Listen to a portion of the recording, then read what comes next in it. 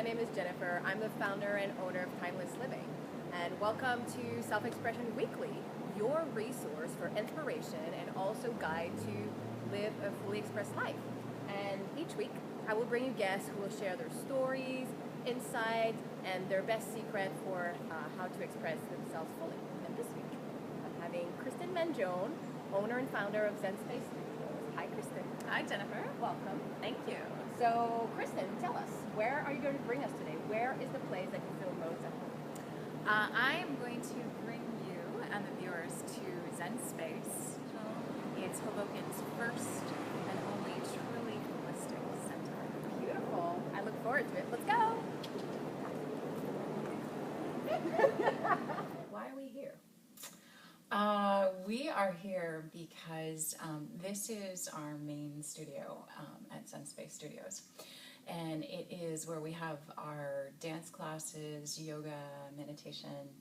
And for me, in talking about self-expression, this is home. My home, where I have felt my most comfortable and my most self-expressed, has always been a dance studio since I was basically 10 years old. This is it now. Well, tell us your story.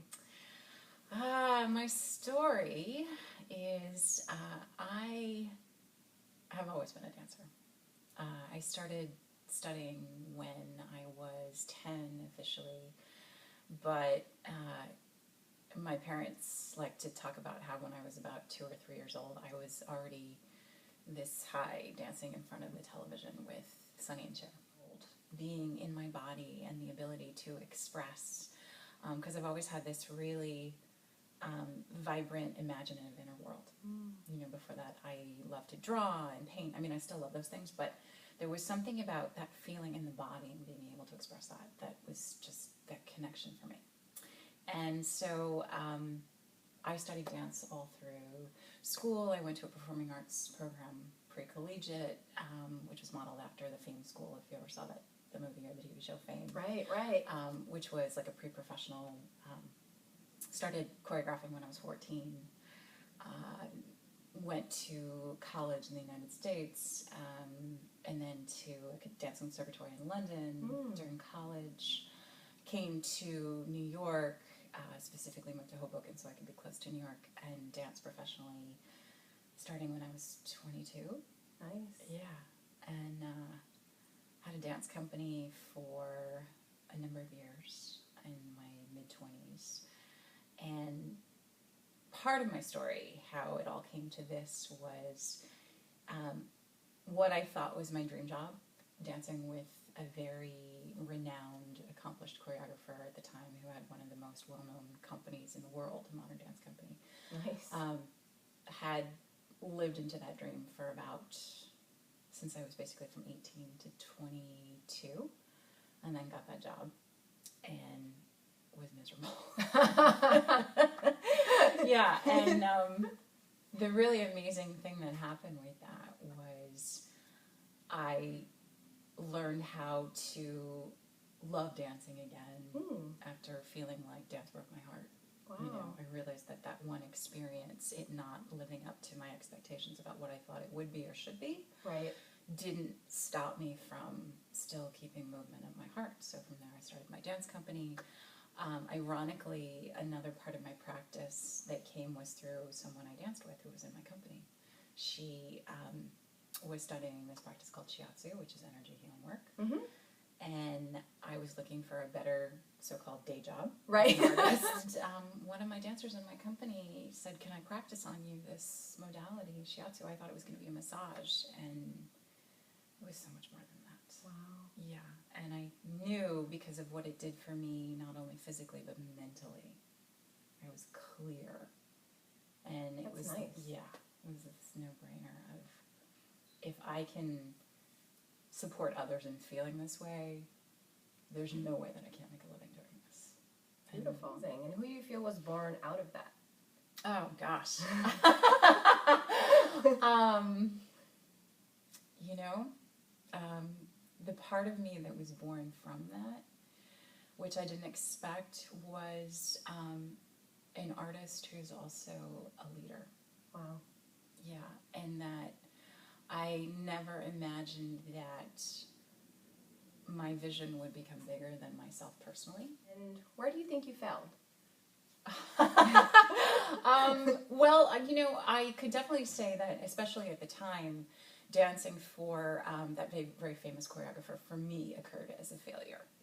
And the way that I decided that was I walked out of that employment. I was contracted for a specific period of time, and I didn't walk away with a company contract. So in my mind, that occurred as a failure. Yeah. And when did you learn out of that? I realized years later, about 10 years later, that was only a failure in my mind because I said it was a failure. It didn't. In other words, it seemed that way to me because it didn't match my picture of what I thought the outcome was supposed to look like. Got it. Yeah. So you chose it was a failure. Oh, absolutely. And the cool thing about once I distinguished that and realized it opened up me participating in and having dance back in my life in a way that I had shut down. That's So nice. Yeah. And it's beautiful because a lot of times that's how things happen. Like we go through a path and there's different things that we're doing. It's like, why are we doing that? Yeah. Like I have a whole story about my singing career that I didn't have or whatever. Like how is it going to translate and being expressed as we grow? Exactly. Yeah. Exactly. Yeah, one of the ways that I didn't expect that it would get expressed was in creating Zen Moves meditation, which is one of the core offerings here that's special to us. And I half-jokingly say it's meditation for people who don't want to sit still. We love that. So many people say that. Because often I hear, I should meditate, I want to meditate, I can't meditate. I can't. And my response is always, that's exactly the place to start. Yeah. When I started to practice meditation, my dancing changed. I could actually be the expression, it's a little cliche, but in the moment, that started happening. And so, as you said, like it really, one informed the other. Here was this so-called failed dance career that actually fostered this entirely new self-expression that now I teach and share with other people. And that's incredible. Because a lot of times in many things that we do, like we think that, for example, meditation should be a certain way. Well, I should be able to close my eyes or to do mantras or to breathe in and out or to sit still and having my knees killing me like crazy. And you're actually created something where it requires movement. So you don't even have the pressure of stressing out of your body. You're just doing it a different way, and it's very effective. Yeah, beautiful said. Exactly. What do you feel is your biggest gift? My biggest gift, well, to go back to what we were talking about, the biggest gifts in my life have been when seemingly things haven't worked out, but they've actually been the absolute best things. Wow. Yeah. And, for example, what I said about looking for the better day job and then this thing finding me. Right. And for a long time, I was very resistant about owning my, the feedback I'd gotten from people, like the gift that I have working with energy. That if I was great at that and was making a difference for people, then that somehow diminished my commitment to dance. And so for a while I was sort of in an argument with that. Right. I can't be both. I have to be one or the other. Right. Either or. Yeah, I was like, choose, you can't have both. And what I've come to really embrace is it's been one of the best gifts of my life. Wow. It makes me dance makes me an extraordinary practitioner, and being an extraordinary practitioner makes me an exemplary dancer. So it all goes together. Completely. Huh. Yeah. And what actually triggered what actually triggered you owning that gift? Because it's not easy when you have like all these things all over the place and you have to choose something. It's like, it doesn't go together. Like, you go crazy. There were two things. One was there was a moment when I realized that it was all based in movement. It was, and that to really distill down the essence of everything that I'm about. It's about being present in the body, even if it's so-called active stillness, which is still movement, because there's still an aliveness you know, and it's the same thing if you're standing on stage versus if you are in the presence of a client, you know, working with energy. It's the same phenomenon. It's the same feeling. And when I think about my sessions as an expression of movement, then just something just clicked for me where I was like, of course. The other piece for me was realizing that I could create my expression exactly to my choosing. That I didn't have to fit myself into that mold. Like I said, I didn't have to be one thing or the other. I could create it how I wanted and be self-defining. Yeah. So Kristen, I would like to ask you, what is your best kept self-expression secret? My best kept self-expression secret is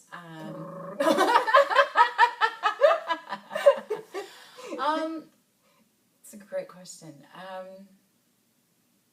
You know, in self-expression, I really am fascinated by how it's a two-way street. So, believe it or not, I would say empowered listening. Yeah. And so, and I noticed this, for example, like with my clients or when I talk to people about those kind of conversations that are the deeper ones, like not just like, oh, it's really bad weather today, or, you know, like not, you know, like the no, it's the really deeper good actually. stuff. I mean, it is beautiful today, but listening from a place of like, if I asked you, you know, Jennifer, like, what do you really love doing? And give you the space to express and talk about and listen from a place of that this is going to inspire me, it's going to delight me, I may learn something. I really believe that if you are a generous listener, and if you're like me, like, which it's not an accident, I'm speaking with you about this. I love talking about those really extraordinary, creative, beautiful things. So I want to know more about that from other people, and so to give people that space, and then that opens up a space, right, for me to talk about it as well. So that's awesome. Yeah. Though. Yeah. But I hear what you're saying is, like you said, you're being the space for somebody to express themselves, and then you feed off each other. Yeah. That's actually a gift to be able to do that for people. Yeah. Cool. Yeah. Well, thank you everyone for watching, and I will be there weekly with a different guest each week. And thank you, Kristen, for being my guest today and for being so gracious and generous with your answers. And Thank you for having me. Absolutely. So please feel free to comment below any requests you have or questions that we can answer for you. We're there. Every week we're going to be there. And also, please make sure to visit www.selfexpressionseries.com. I have a program coming in 2015. It will be a workshop. So please stay tuned and get on the list to be the first to be invited and get everything to know about what's coming up. And thank you for watching. Have a good day.